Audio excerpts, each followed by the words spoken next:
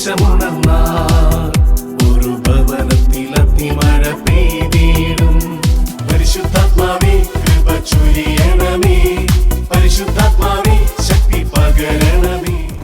ഈ ശുശ്രൂഷ സമയത്ത് നമ്മൾ ഇന്ന് പ്രാർത്ഥിക്കാൻ പോകുന്നത് വളരെ പ്രധാനപ്പെട്ട ഒരു വിഷയം എന്ന് പറഞ്ഞു കഴിഞ്ഞാൽ, നമ്മുടെ ശത്രു നമ്മുടെ ജീവിതത്തിൽ ഇടപെടുന്ന ചില കാര്യങ്ങൾ പഠിക്കാൻ പോവാം.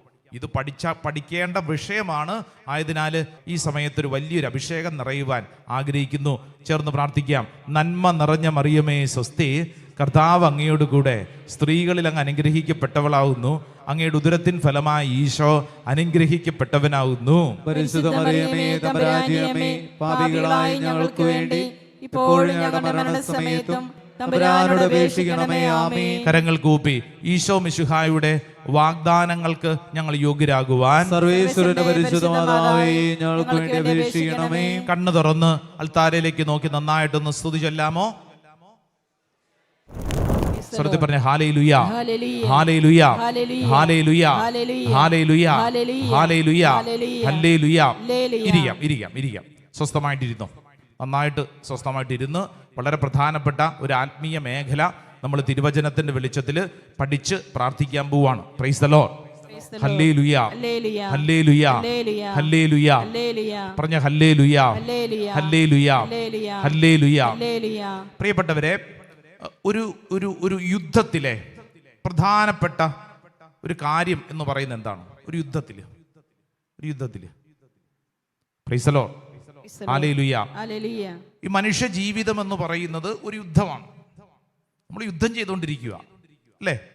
അപ്പൊ ഒരു യുദ്ധത്തിലെ ഏറ്റവും പ്രധാനപ്പെട്ട കാര്യം എന്ന് പറയുന്നത് ശത്രു ആരാണെന്ന് തിരിച്ചറിഞ്ഞിരിക്കണം. ശത്രു ആരാണെന്നറിയാതെ യുദ്ധം ചെയ്തിട്ട് കാര്യമുണ്ടോ? ഇല്ല. അപ്പൊ ശത്രു ആരാണെന്ന് നമ്മൾ അറിഞ്ഞിരിക്കണം. ആ ശത്രുവിന്റെ നീക്കങ്ങൾ എങ്ങനെയാണെന്ന് നമ്മൾ അറിഞ്ഞിരിക്കണം.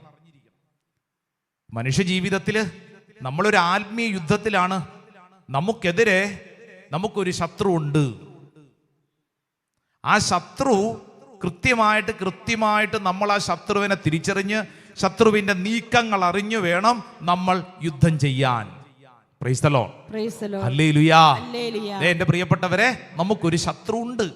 ഒന്ന് പറഞ്ഞേ, ഒച്ചത്തിൽ പറ. നമുക്കെല്ലാവർക്കും ഒരു ശത്രു ഉണ്ട്. അടുത്തിരിക്കുന്ന ആളോടൊന്ന് പറഞ്ഞു കൊടുത്തേ, നിങ്ങൾക്കൊരു ശത്രു ഉണ്ട്. ശത്രു ഉണ്ട്. നിങ്ങൾക്ക്, എനിക്ക്, നമുക്കെല്ലാവർക്കും ശത്രു ഉണ്ട്. ഇവിടെ ഇരുന്ന് ചിന്തിച്ചുകൊണ്ടിരിക്കുകയാണ് ചിലര്, എൻ്റെ ദൈവമേ, എനിക്ക് ശത്രു ഉണ്ട്, എൻ്റെ അയൽവാസിയാണ് എൻ്റെ ശത്രു. അതല്ല, അത് പാവം. വീട്ടിലുള്ള ഭർത്താവാണ് എൻ്റെ ശത്രു. അതല്ല, അല്ലേ? എൻ്റെ ഇടവകയിലുള്ള ഇന്നയാളാണ് എൻ്റെ ശത്രു. അതുമല്ല.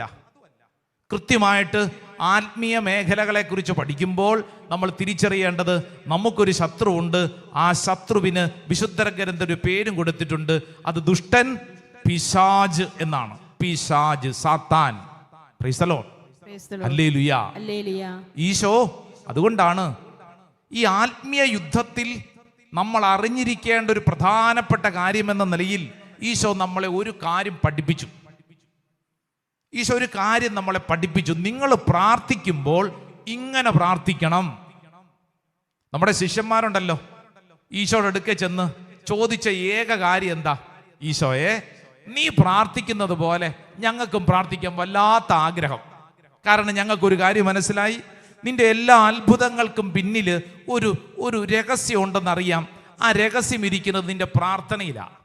അതുകൊണ്ട് കർത്താവെ, ഞങ്ങൾക്കും ആ രഹസ്യം ഞങ്ങൾക്കും വേണം, ആ ആത്മീയ ബോധ്യം ഞങ്ങൾക്കും വേണം. അപ്പൊ എന്ത് ചെയ്തു?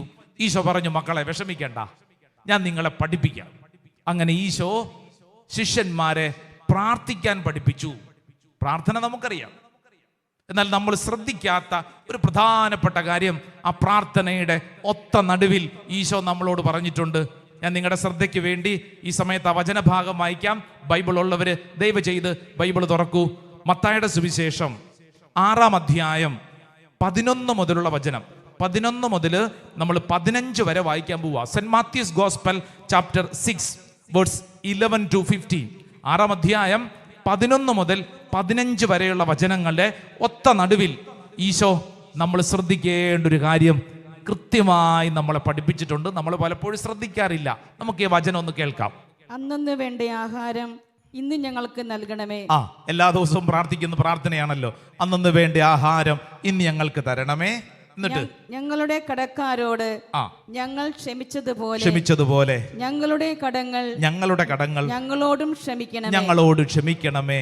കറക്റ്റ്. അടുത്തത്, ഞങ്ങളെ പ്രലോഭനത്തിൽ ഉൾപ്പെടുത്തരുത്, തിന്മയിൽ നിന്ന് ഞങ്ങളെ രക്ഷിക്കണമേ. ശ്രദ്ധിച്ചോ?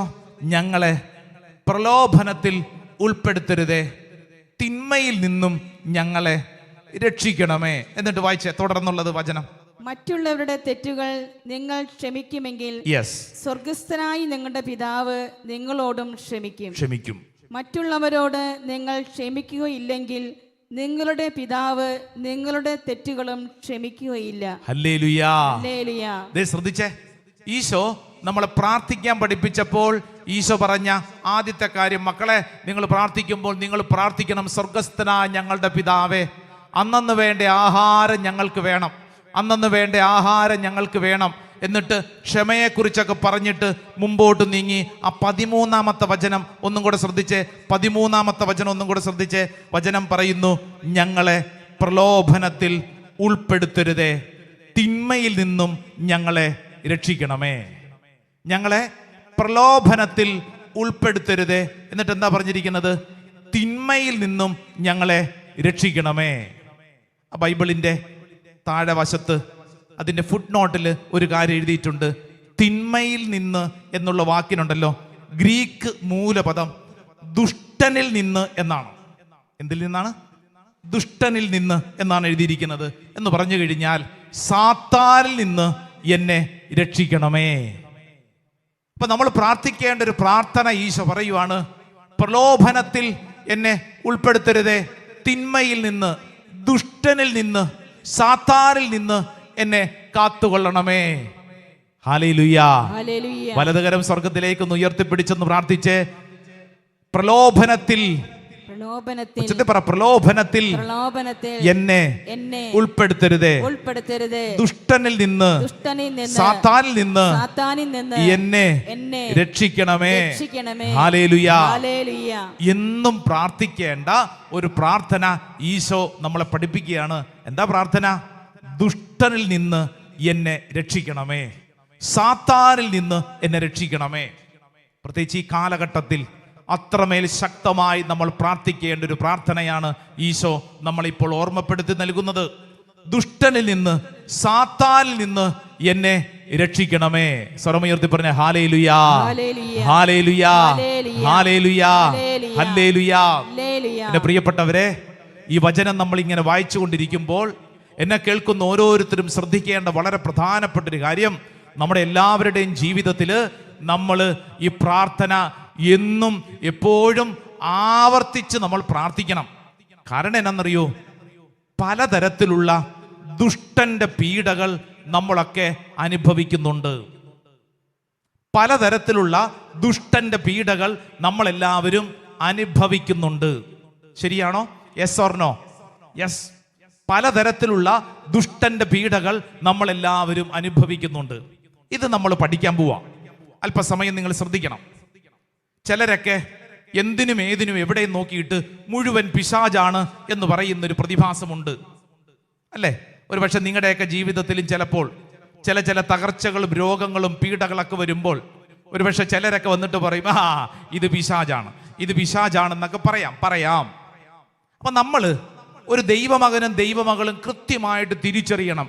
ഈ പൈശാചിക ബാധ, പൈശാചിക പീഡ, അത് എങ്ങനെയാണ് നമുക്ക് തിരിച്ചറിയാൻ പറ്റുന്നത്?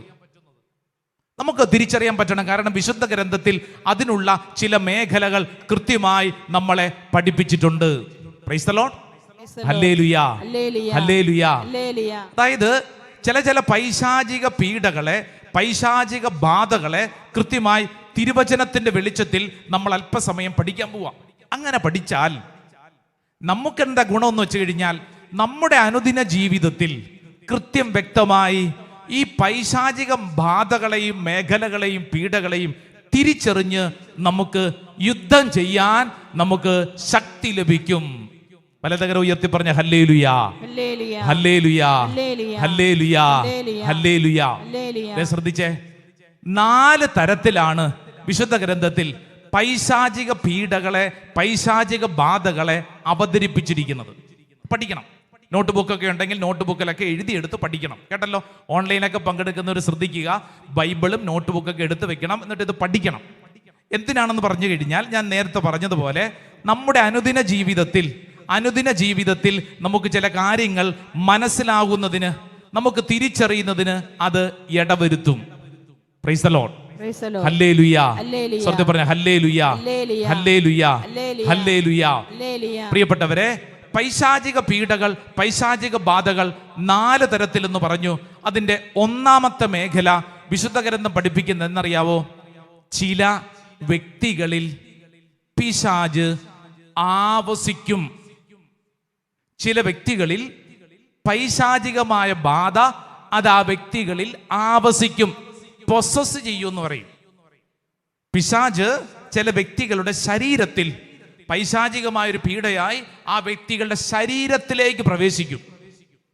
ഞാനിത് പറഞ്ഞുകൊണ്ടിരിക്കുമ്പോൾ നമ്മൾ കൃത്യമായി ഇതിനെ പഠിക്കുകയാണ് കേട്ടോ, ഇതിനെ പഠിക്കുകയാണ്. ഈ വിഷയത്തെക്കുറിച്ച് പഠിക്കുന്നത് കൊണ്ട് വിശുദ്ധ ഗ്രന്ഥത്തിൽ അതിന് പറ്റിയ മേഖല മർക്കോസിന്റെ സുവിശേഷം 5-ാം അധ്യായം, സെന്റ് മാർക്സ് ഗോസ്പൽ ചാപ്റ്റർ 5. നമുക്ക് വളരെ പരിചിതമായിട്ടുള്ള ഒരു വ്യക്തിയെക്കുറിച്ചാണ്. പക്ഷേ ഇപ്പൊ നമ്മൾ പറഞ്ഞ ഈ വിഷയം, അതായത് ചില വ്യക്തികളുടെ ശരീരത്തിൽ എങ്ങനെയാണ് പിശാച് ആവസിക്കുന്നത്, പിശാച് ഒരു വ്യക്തിയുടെ ശരീരത്തിൽ കുടിയേറിയിരിക്കുന്നത് എങ്ങനെയെന്ന് വചനം പഠിപ്പിക്കുന്നുണ്ട്. മർക്കോസിന്റെ സുവിശേഷം 5-ാം അധ്യായം അതിന്റെ 1 മുതലുള്ള വചനം ശ്രദ്ധയോടെ കേട്ടോളൂ. ബൈബിൾ ഉള്ളവർ തുറക്കണം, ബൈബിൾ ഇല്ലാത്തവർ ശ്രദ്ധയോടെ കേട്ടെ. 5-ാം അധ്യായം 1 മുതൽ, saint Mark's gospel chapter 5 verse 1 onwards വായിക്കാം. അവർ കടലിന്റെ മറുകരയിൽ ഗെരസനേരുടെ നാട്ടിലെത്തി. അവൻ വഞ്ചിയിൽ നിന്ന് ഇറങ്ങിയ ഉടനെ അശുദ്ധാത്മാവ് ബാധിച്ച ഒരുവൻ ശവകുടീരങ്ങൾക്കിടയിൽ നിന്ന് എതിരെ വന്നു. കണ്ടോ, ഈശോ ഒരു സ്ഥലത്തേക്ക് ചെല്ലുമ്പോൾ വചനം പറയാണ്, അശുദ്ധാത്മാവ് ബാധിച്ച ഒരുവൻ ഇതാ യേശുവിന്റെ എതിരെ വരുന്നു. ശ്രദ്ധിക്കണം, നമ്മൾ മനസ്സിലത് കാണണം. ഈശോ ഇതാ വഞ്ചിയിൽ നിന്ന് ഇറങ്ങി ഒരു ദേശത്തേക്ക് ചെന്നപ്പോൾ യേശുവിന്റെ എതിരെ ഒരുത്തം വരുവാണ്. അവന്റെ പ്രത്യേകത എന്താ?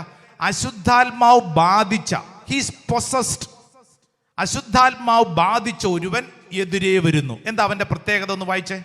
ശവകുടീരങ്ങൾക്കിടയിൽ താമസിച്ചിരുന്ന അവനെ ചങ്ങല കൊണ്ട് പോലും ബന്ധിച്ചിടാൻ കഴിഞ്ഞിരുന്നില്ല. കണ്ടോ, അപ്പൊ വചനം പറയാണ്, ഈ അശുദ്ധാത്മാവിന്റെ പ്രത്യേകത എന്താ? ഇത് അവന്റെ ശരീരത്തില് കുടിയേറിയത് കൊണ്ട് ചങ്ങല കൊണ്ടുപോലും ബന്ധിച്ചിടാൻ പറ്റിയില്ല. ചങ്ങല കൊണ്ടുപോലും ബന്ധിച്ചിടാൻ പറ്റിയില്ല. ഇത് പറയുമ്പോഴത്തേക്ക് നിങ്ങൾ ശ്രദ്ധിക്കണം.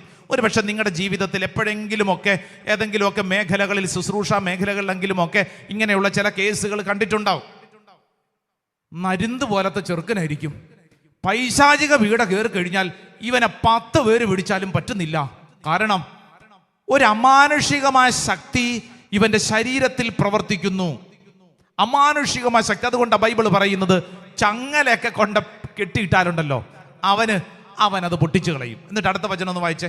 പലപ്പോഴും അവനെ കാൽവിലങ്ങുകളാലും ചങ്ങലകളാലും ബന്ധിച്ചിരുന്നെങ്കിലും അവൻ ചങ്ങലകൾ വലിച്ചു പൊട്ടിക്കുകയും കാൽവിലങ്ങുകൾ തകർത്തു കളയുകയും ചെയ്തിരുന്നു. അവൻ തകർക്കും.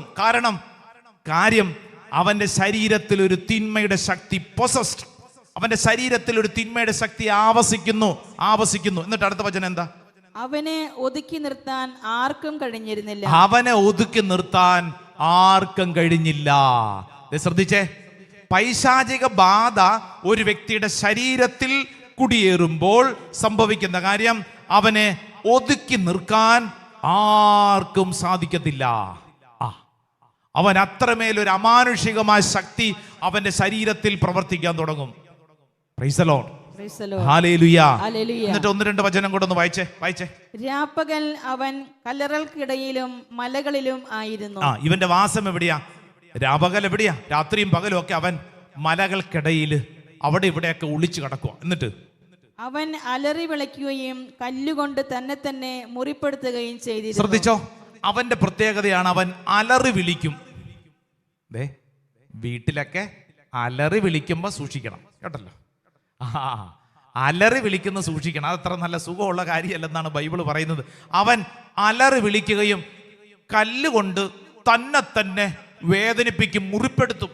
അപ്പൊ അവൻ എന്ത് പറ്റും? അവൻ ആഹ്ലാദിക്കും. സ്വന്തം ശരീരത്തെ മുറിപ്പെടുത്തുമ്പോൾ അവൻ ആഹ്ലാദം. കാരണം അവന്റെ ശരീരത്തിൽ, അവന്റെ ബോഡിയിൽ ഒരു ഈവിൾ സ്പിരിറ്റ് പോസസ്ഡ്. അവന്റെ ശരീരത്തെ അവൻ മുറിപ്പെടുത്തുന്നു. ഞാൻ ഒരു സ്കൂളിൽ, ഇപ്പോഴൊന്നും അല്ല, കുറെ നാളുകൾക്ക് മുമ്പ് ഒരു സ്കൂളിൽ കുട്ടികൾക്ക് വേണ്ടി ഒരു ധ്യാനത്തിന് പോയപ്പോൾ അവിടുത്തെ സിസ്റ്റർ 8ാം ക്ലാസ്സിൽ പഠിക്കുന്ന ഒരു ചെറുക്കൻ, 8ാം ക്ലാസ്സിലാണ് പഠിക്കുന്നത്, ഇവനെയും കൊണ്ടുവന്നു. അവൻ്റെ മുഖത്ത് നോക്കിയാൽ തന്നെ അറിയാം ഒരു വല്ലാത്തൊരു പൈശാചികത അവൻ്റെ മുഖത്തുണ്ട്. അവനിങ്ങനെ അസ്വസ്ഥനാണ്, അലസനാണ്.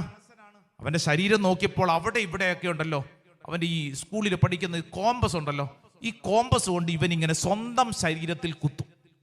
എന്നിട്ട് ശരീരത്തിൽ ബ്ലഡ് വരുമ്പോൾ ഈ ചെറുക്കന് സന്തോഷം. അവൻ അവിടെ കിടന്നുകൊണ്ട് എന്നൊക്കെ പറയും. 8ാം ക്ലാസ്സിൽ പഠിക്കുന്ന ചെറുക്കൻ. അതിന് പിന്നിൽ ചില കാരണങ്ങളൊക്കെ ഉണ്ട്. ഇവന്റെ അവസ്ഥ എന്ന് പറഞ്ഞാൽ വളരെ ഡേഞ്ചറസ് സിറ്റുവേഷനാണ്. മറ്റുള്ളവരെ അല്ല ഇവൻ നശിപ്പിക്കുക, ഇവൻ സ്വയം നശിപ്പിക്കുക. ഇവൻ സ്വന്തമായിട്ട് ശരീരത്തിലെ കോമ്പസ് കൊണ്ട് കുത്തി, ബ്ലേഡ് കൊണ്ടൊക്കെ വരയ്ക്കുക, സ്വയം നശിക്കുന്ന അവസ്ഥ സംഭവിക്കാം. അപ്പോൾ വചനം പഠിപ്പിക്കുകയാണ്. നിങ്ങൾക്കറിയാം, സമയം കിട്ടുമ്പോൾ നിങ്ങൾ ഈ മർക്കോസിന്റെ സുവിശേഷം 5ാം അധ്യായം ഒന്ന് എടുത്ത് വായിച്ചാൽ 1, 2, 3 അങ്ങനെ തുടങ്ങി ചില ഘട്ടം ഘട്ടമായി ചില കാര്യങ്ങൾ ഒരു വ്യക്തിയുടെ ശരീരത്തിൽ തിന്മ പ്രവേശിക്കുമ്പോൾ സംഭവിക്കുന്ന കാര്യങ്ങളെ കുറിച്ച് വിശുദ്ധമായിട്ട് രേഖപ്പെടുത്തിയിട്ടുണ്ടെന്ന് വായിച്ചോ. എന്തിനാണ് ഇത്? വായിച്ചു പഠിച്ചാൽ നിനക്ക് നാളെ ഒരു കാര്യം വന്നാൽ, ഒരു വിഷയത്തോട് ബന്ധപ്പെട്ട് നിനക്ക് കൃത്യമായിട്ട് തിരിച്ചറിയാൻ പറ്റും. ഇതങ്ങനെയാണല്ലോ. Praise the Lord, hallelujah. ഇത് പഠിക്കുമ്പോൾ ശ്രദ്ധിക്കേണ്ട മറ്റൊരു കാര്യം കൂടെ പറയട്ടെ. നമ്മുടെയൊക്കെ നാട്ടിൽ കാണുന്ന, നമ്മളൊക്കെ ഒരുപക്ഷെ ചില പൈശാചിക ബാധയാണെന്നൊക്കെ പറയുന്ന ഒട്ടുമുക്കാലും കേസുകൾ മാനസിക രോഗപീഠകളുടെ ഭാഗമാണ് കേട്ടോ. എല്ലാം നിങ്ങൾ പൈശാചിക ബാധകളാണെന്ന് പറയരുത്. ഒട്ടുമുക്കാലും കേസുകൾ മാനസികമായിട്ടുള്ള ഒരു ഭാരത്തിന്റെ ഭാഗമായിട്ട് അവർക്ക് ഇങ്ങനെ സംഭവിക്കാം. കാരണം നമ്മുടെയൊക്കെ നാടിൻ്റെ ഒരു കൾച്ചർ എന്ന് പറയുന്നത് ഒത്തിരി കഥകളും ഉപകഥകളും സിനിമകളും സീരിയലും ഒക്കെ നിറഞ്ഞു നിൽക്കുന്നതാണ്. സ്വാഭാവികമായിട്ട് സംഭവിക്കുന്ന കാര്യം, ഈ കണ്ടതും കേട്ടതുമൊക്കെ ഈ തലയ്ക്കകത്തോട്ട് കയറിയിരിക്കും. എന്നിട്ട് മറ്റൊരു വ്യക്തിയായിട്ടൊക്കെ നടക്കാനുള്ള ചില സ്വാഭാവികമായ ശൈലികൾ നമുക്കുണ്ടാവും. നമ്മുടെയൊക്കെ നാട്ടിൽ അങ്ങനെയാണല്ലോ. വെള്ളിയാഴ്ച എന്ന് പറഞ്ഞാൽ എൻ്റെ അച്ഛാ വെള്ളിയാഴ്ച, അയ്യോ പേടിയാ. കഴിഞ്ഞ ദിവസം പ്രാർത്ഥിക്കാൻ വേണ്ടി കൊണ്ടുവന്ന ഒരു കുട്ടി, വലിയ പ്രായമൊന്നുമില്ല. ഈ കുടുംബത്തിലെ അംഗങ്ങൾ പറയാ, അച്ഛാ വെള്ളിയാഴ്ച ദിവസം ഇവക്കെന്തോ കേറിയ പോലെയാ, വെള്ളിയാഴ്ച ദിവസം ഇവക്കെന്തോ കേറിയ പോലെയാ. സംസാരിച്ചു വന്നപ്പോഴത്തേക്ക് ഈ കൊച്ചിന്റെ തലയിൽ ഒരു ചിന്തയുണ്ട്, വെള്ളിയാഴ്ച ദിവസം അത് കള്ളിയാങ്കാട്ട് നീലിയുടെ ദിവസമാണ് എന്ന് പറഞ്ഞു കഴിഞ്ഞാൽ പ്രേതം ഇറങ്ങുന്ന ദിവസമാണ്. വീട്ടിൽ ഇങ്ങനെ പറഞ്ഞ് ഈ കൊച്ചിന്റെ തലയ്ക്കകത്തോട്ട് ഇതിങ്ങനെ കയറിയിരിക്കുക. വീട്ടിലൊക്കെ ഇടയ്ക്ക് ഇരുട്ടായ പുറത്തോട്ട് ഇറങ്ങാതിരിക്കാൻ വേണ്ടി പറയും, എടി പുറത്തിറങ്ങരുത്, പ്രേതം വരും, പുറത്തിറങ്ങരുത്, കള്ളിയാങ്കട്ട് നീലി പിന്നെ പിടിച്ചോണ്ട് പോകും, പുറത്തിറങ്ങരുത്, നിന്നെ യക്ഷി പിടിച്ചോണ്ട് പോകും, പുറത്തിറങ്ങരുത്, മറുത വരും, അല്ലേ, നിന്റെ രക്തം ഊറ്റി കുടിക്കും. ഈ കൊച്ചിന്റെ തലയ്ക്കകത്തേക്ക് ചെറുപ്പകാലം മുതലൊരു ചിന്ത കയറി, ദൈവമേ വെള്ളിയാഴ്ച പുറത്തിറങ്ങിയാൽ ആര് പിടിച്ചോണ്ട് പോകും? പിശാച് പിടിച്ചോണ്ട് പോകും. അത് കള്ളിയാങ്കാട്ട് നീലി, യക്ഷി, പ്രേതം, ഭൂതം, ഇതിങ്ങനെ തലയ്ക്കകത്തേക്ക് നാട്ടുകാർ പറഞ്ഞ്, വീട്ടുകാർ പറഞ്ഞ് ചില കാര്യങ്ങൾ കയറിയിരിക്കുന്നതാ. അതൊരു മാനസികമാണ്. ഞാൻ ഡൽഹിയിലായിരുന്ന അവസരത്തിൽ ഒരു കുടുംബം, ഒരു നോർത്ത് ഇന്ത്യൻ ഫാമിലിയാണ്. അവരുടെ +2 കഴിഞ്ഞ പെൺകുട്ടിയുടെ വസ്ത്രവിധാനം വളരെ രസകരമാണ്. +2 കഴിഞ്ഞു, ഇവള് വീട്ടിൽ തന്നെയുണ്ട്. ഇവളുടെ വസ്ത്രവിധാനം എന്ന് പറഞ്ഞു കഴിഞ്ഞാൽ, ഇവള് ഈ പുരാണ സീരിയലുകൾ ഇവള് കാണും. പുരാണ സീരിയലുകൾ, പഴയ സീരിയലുകൾ, മോഡേൺ അല്ല, പഴയ സീരിയലുകൾ. അപ്പൊ ഈ പഴയ സീരിയലുകളുടെ ഒരു പ്രത്യേകത, അവരുടെ വസ്ത്രവിധാനം ഒരു വ്യത്യസ്തമാണ്. നീണ്ട സാരി അല്ലേ എന്ന് പറഞ്ഞു കഴിഞ്ഞാൽ, അവരുടെ വസ്ത്രവിധാനം വലിയ തലപ്പാവ്, കയ്യിലൊക്കെ പഴയ വളയിടുന്നു, കമ്മൽ എന്ന് പറഞ്ഞു കഴിഞ്ഞാൽ പഴയ മഹാഭാരതവും അതോടൊപ്പം രാമായണവും തുടങ്ങിയിട്ടുള്ള ഇതിഹാസങ്ങളൊക്കെ വെച്ചും ഒത്തിരി സീരിയലുകളുണ്ട്. ഈ കുട്ടി ഈ സീരിയലുകൾക്ക് അടിമയാണ്. ഇവളുടെ പ്രത്യേകത എന്താണെന്നറിയോ? ഇവള് വീട്ടിൽ, ഇവള് രാവിലെ കുളിച്ചൊക്കെ ഒരുങ്ങി കഴിഞ്ഞ് ഇവള് നടക്കുന്നത് ഈ കഥാപാത്രമായിട്ടാണ് നടക്കുന്നത്. രാവിലെ തന്നെ അമ്മയുടെ ഒരു സാരിയൊക്കെ ഇവിടുന്നെങ്കിലും എടുത്തുകൊണ്ട് വന്ന്, എന്നിട്ട് ഡൽഹിയിൽ മാർക്കറ്റിൽ ഇങ്ങനെയുള്ള കുറേ സാധനങ്ങൾ അതെല്ലാം കൂടെ കഴുത്തേലൊക്കെ ഇട്ട് ഇവള് രാവിലെ മുതൽ ഇങ്ങനെയാണ് നടക്കുന്നത്. കഥാപാത്രമായിട്ടാണ് നടക്കുന്നത്. അപ്പോൾ ഇവൾക്ക് വേണ്ടി പ്രാർത്ഥിക്കാൻ കൊണ്ടുവന്നപ്പോൾ ഇവരുടെ മാതാപിതാക്കൾ പറഞ്ഞു, അച്ചോ പിശാച് ബാധയാണ് അച്ഛാ, അല്ലെങ്കിൽ പിന്നെ ഇവൾ ഇങ്ങനെ ചെയ്യുമോ? മര്യാദയ്ക്ക് ഇവളുടെ കൂട്ടുകാരികളൊക്കെ നടക്കുന്ന പോലെ നന്നായിട്ട് ജീവിച്ചുകൂടെ? ഇവളെന്താ അച്ഛാ ഇങ്ങനെ നടക്കുന്നേ? അപ്പോഴാണ് സംസാരിച്ചു വന്നപ്പോൾ എനിക്ക് മനസ്സിലായി, ഈ കുട്ടി ഈ സീരിയൽ കണ്ട് ഈ മാനസികമായിട്ട് ഈ സീരിയലിന് അടിമയായി പോയൊരു കുട്ടിയാണ് എന്ന് പറഞ്ഞാൽ, ഈ വിഷയത്തെക്കുറിച്ച് പഠിക്കുമ്പോൾ നമ്മൾ മനസ്സിലാക്കേണ്ട കാര്യം, ഏതെങ്കിലും തരത്തിലുള്ള ഒരു ഡിസോർഡർ കണ്ടാൽ ഉടനെ തന്നെ പൈശാചിക ബാധയാണെന്ന് പറയാനല്ല, അതിൻ്റെ പിന്നിൽ മാനസികമായ പീഡയാണോ എന്ന് നമ്മൾ ശ്രദ്ധിക്കണം. ഒട്ടുമുക്കാലും കേസുകൾ അങ്ങനെയാണ്. എന്നാൽ അതേസമയം തന്നെ പൈശാചികമായ ബാധകളുമുണ്ട്. പൈശാചികമായ ബാധ ഒരു വ്യക്തിയെ നശിപ്പിക്കും. ആ വ്യക്തിയുടെ ജീവിതത്തിൽ സന്തോഷിക്കാൻ പറ്റാത്തവണ്ണം സ്വയം മുറിപ്പെടുത്തുന്ന അനുഭവമായിട്ട് ആ വ്യക്തിയുടെ ജീവിതം നശിക്കും. Price the Lord. ഹല്ലേലൂയ. എല്ലാവരും ഒന്ന് എഴുന്നേറ്റ് നിന്നേ. രണ്ട് കരങ്ങൾ സ്വർഗത്തിലേക്കൊന്ന് ഉയർത്തിപ്പിടിച്ചേ. എൻ്റെ പ്രിയപ്പെട്ടവരെ, നിങ്ങൾക്ക് ആരെങ്കിലും ഇത്തരത്തിലുള്ള ആരെങ്കിലും പരിചയമുണ്ടെങ്കിൽ, നിങ്ങളുടെ കുടുംബത്തിലോ പരിചയത്തിലോ ഇടവകയിലോ നിങ്ങളുടെ ദേശത്തോ ഒരുപക്ഷെ ചില പൈശാചികമായ ബാധ, കർത്താവേ ദേ ഇന്ന വ്യക്തിയെ ഓർക്കുന്നു, കർത്താവേ ഇന്ന വ്യക്തിക്ക് വേണ്ടി പ്രാർത്ഥിക്കുന്നു. രണ്ട് കരങ്ങൾ സ്വർഗത്തിലേക്കൊന്ന് ഉയർത്തിപ്പിടിച്ച്, ഓൺലൈനൊക്കെ പങ്കെടുക്കുന്നവരും നിങ്ങളായിരിക്കുന്ന ഇടങ്ങളിൽ രണ്ട് കരങ്ങൾ സ്വർഗത്തിലേക്കൊന്ന് ഉയർത്തിപ്പിടിച്ച് വിശ്വസിക്കണം. കർത്താവേ, ഇപ്പോൾ പ്രാർത്ഥിക്കുന്ന ഈ സമയത്ത് തന്നെ പരിശുദ്ധാത്മാവേ, അത്ഭുതകരമായൊരു ശക്തി പൈശാചിക ബാധയുള്ള ഓരോ വ്യക്തിയുടെയും ശരീരത്തിലേക്ക് വെളിപ്പെടട്ടെ. കാലങ്ങളായിട്ട് പീഡിപ്പിക്കുന്ന തിന്മയുടെ ദുഷ്ടശക്തികളെ ബന്ധിച്ച് പ്രാർത്ഥിക്കുന്നു. ഓ ദൈവത്തിൻ്റെ ആത്മാവേ, ശരീരത്തിൽ കുടിയേറിയിരിക്കുന്ന എല്ലാ തിന്മകളുടെ നാരിക ശക്തികളെ ബന്ധിച്ച് പ്രാർത്ഥിക്കുന്നു. രണ്ട് കരങ്ങൾ സ്വർഗത്തിലേക്ക് ഉയർത്തിപ്പിടിച്ചുകൊണ്ട് എല്ലാവരും സ്വരമുയർത്തി, ഈശോയേ, ആബാ പിതാവേ, പരിശുദ്ധാത്മാവേ, റൂഹായേ, വിളിക്കട്ടെ. ഒരു ദൈവത്തിന്റെ ആത്മാവ് അത്ഭുതകരമായ ഒരു ദൈവശക്തിയായിട്ട് ഈ കൂടാരത്തിൽ വെളിപ്പെടട്ടെ.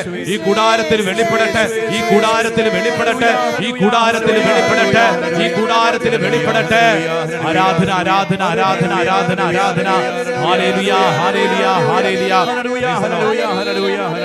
രണ്ട് കരങ്ങളും നെഞ്ചോട് ചേർത്ത് കണ്ണടച്ച് പ്രാർത്ഥിക്കൂ. നിന്റെ മേൽ കർത്താവിന്റെ കാരുണ്യം വെളിപ്പെടുന്നു. യേശുവിന്റെ തിരുരക്ത കോട്ടയ്ക്കകത്ത് നിന്നെ സംരക്ഷിക്കുന്നു. ഒരു തിന്മയും നിന്നെ തൊടാതെ. ഇതാ നിന്റെ കോട്ട, അത് രക്തക്കോട്ടയാണ്, തിരുരക്തത്തിന്റെ അഭിഷേകമാണ്. വിശ്വസിച്ചോണം. യെസ്, എൻ്റെ വീട്, എൻ്റെ കുടുംബത്തിലെ ഓരോ അംഗങ്ങളും യേശുവിന്റെ രക്തക്കോട്ടയ്ക്കുള്ളിൽ ഈ സംരക്ഷിക്കുന്നു. നമുക്കെല്ലാവരും മുട്ടുകുത്തിക്കേ. സമാപന ആശീർവാദം സ്വീകരിക്കുന്നതിന് മുമ്പ് കരങ്ങൾ കൂപ്പി കണ്ണുകളടച്ച് നീ വിശ്വസിക്കണം. ഇന്ന് ഞാൻ കേട്ട ഓരോ വചനവും, ഞാൻ പാടിയ പാട്ടുകളും, ഞാൻ ഉയർത്തിയ സ്തുതിഗീതങ്ങളും, എൻ്റെ ദൈവമേ, എൻ്റെ ജീവിതത്തിൻ്റെ മുകളിൽ അങ്ങ് പണിതുയർത്തിയ സംരക്ഷണ കോട്ടയാണ്. ദൈവത്തിന് നന്ദി. രക്തത്താൽ അങ്ങ് ഞങ്ങളെ വിലയ്ക്ക് വാങ്ങിയവൻ. ഞങ്ങളുടെ പാപങ്ങളും ബലഹീനതകളും കുറവുകളും യേശുവേ കുരിശിലങ്ങ് ഞങ്ങൾക്ക് വിലയായി സമ്മാനിച്ചു. കർത്താവേ, സാത്താന്റെ ആധിപത്യത്തിൽ നിന്ന് ഞങ്ങൾ വിടുതൽ നൽകി അനുഗ്രഹിച്ചു. കർത്താവെ, നന്ദി പറഞ്ഞ് പ്രാർത്ഥിക്കുന്നു. ഓ ദൈവത്തിൻ്റെ ആത്മാവേ, ഞങ്ങളുടെ ജീവിതത്തിൽ പുത്തൻ അഭിഷേകത്തിലേക്ക് ഞങ്ങളെ നയിക്കണമേ. പ്രത്യേകിച്ച് ഈ നിമിഷം പ്രാർത്ഥിക്കുമ്പോൾ നിങ്ങളുടെ വീട്ടിൽ അത്രമേൽ പ്രധാനപ്പെട്ട ചില കാര്യങ്ങളുണ്ടാവും. അതൊന്നോർത്തെ. ചില കാര്യങ്ങൾക്ക് വേണ്ടി വിഷമിച്ച് പ്രാർത്ഥിക്കുന്നവരുണ്ട് ഇവിടെ. പ്രാർത്ഥിച്ചോ. കർത്താവ് ആ വിഷയത്തിലൊക്കെ ഇടപെടുകയാണ്. അനേക തടസ്സങ്ങൾ കർത്താവ് മാറ്റി വിശുദ്ധീകരിക്കുകയാണ്. വിശ്വസിക്കണം. യെസ്, എൻ്റെ മേലും എൻ്റെ കുടുംബത്തിൻ്റെ മേലും എൻ്റെ കർത്താവിനെ അനുഗ്രഹിക്കുന്നു. വിശ്വസിച്ച് ഈശോയുടെ ആശീർവാദം സ്വീകരിച്ച് നമുക്ക് പ്രാർത്ഥിക്കാം. ഈശോയേ, നിന്റെ കരുണയിൽ ആശ്രയിക്കുന്നു. ഈശോയേ, നിന്റെ കരുണയിൽ ആശ വയ്ക്കുന്നു.